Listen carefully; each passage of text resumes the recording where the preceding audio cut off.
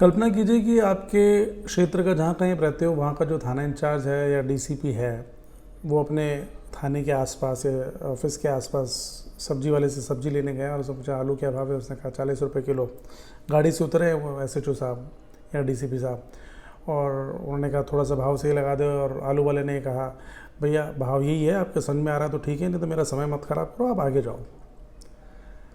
इसी तरह से अगर अपन बात करें कि एमएलए की या एमपी की या मुख्यमंत्री की, वो कहीं उतर रहा हो, किसी शोरूम पे जा रहा हो, किसी दुकान पे जा रहा हो और वो किसी चीज़ के लिए नेगोशिएट करने के लिए बोले और वहाँ का जो मालिक है, दुकानदार है, जो बोले नहीं भैया माफ़ करो, आपके समझ में आ रहा तो ठीक है, तो आगे चलो, नहीं बैठ पाएगा। आपने कल्पना ही नहीं कर सकते इस चीज़ की, अकल्पनीय है कि हिम्मत ही नहीं कर सकता कि चाहे वो सब्जी वाला हो, चाहे बड़े से बड़ा शोरूम वाला हो, चाहे रेस्टोरेंट वाला हो, कोई नहीं कर सकता। असल में यही बात है, जो सच्चा और अच्छा और जो मजबूत लोकतंत्र होता है उसमें जो चाहे नेता हो चाहे सरकारी कर्मचारी हो, वो गुंडागर्दी नहीं कर सकता।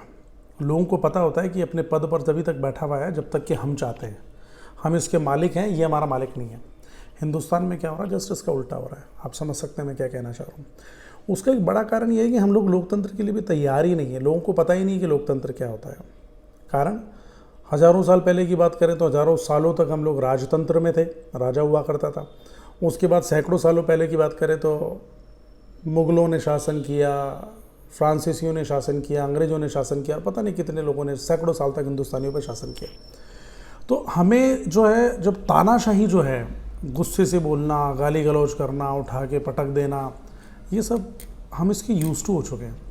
असल में हम हिम्मत ही नहीं करते हैं कि ऐसा कुछ करें, सोच कल्पना ही नहीं कर पाते हैं। उसी का ये कारण है कि जो आजकल के नेता हैं, विधायक हैं, जब आपके गली मोहल्ले में आते हैं तो उनसे प्रश्न पूछने की जगह क्या होता है, उनको मालाएं पहनाना शुरू कर देते हैं, जयकारे लगना शुरू हो जाते हैं। जबकि नौकर है आपका वो, चाहे मंत्री हो, चाहे मुख्यमंत्री हो, चाहे प्रधानमंत्री हो, चाहे विधायक हो, चाहे पार्षद हो, नौकर हैं आपके असल में।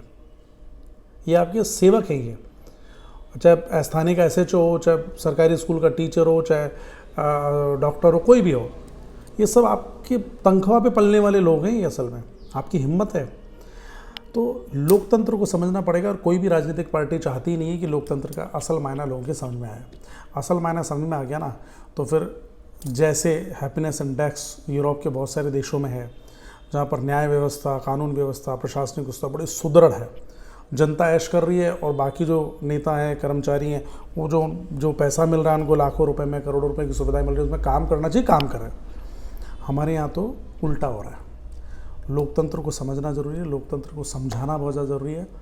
मेरा निवेदन है कि असल लोकतंत्र लागू करने में लोगों की और खुद की मदद करें। जय हिंद।